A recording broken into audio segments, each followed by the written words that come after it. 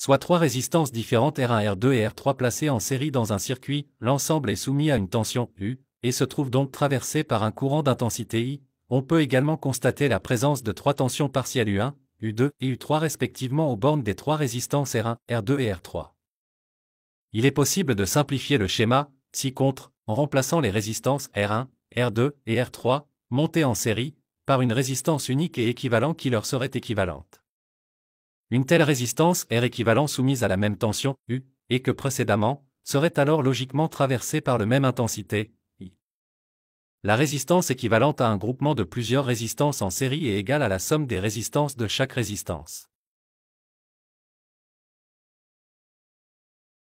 Soit trois résistances différentes R1, R2 et R3, placées en dérivation ou parallèles dans un circuit, l'ensemble est soumis à une tension, U, et se trouve donc traversé par un courant d'intensité I.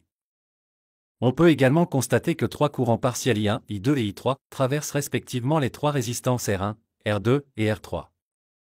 Tout comme pour le groupement série, on cherche à déterminer le résistance qui posséderait une résistance R équivalente aux trois résistances R1, R2 et R3, montées en dérivation.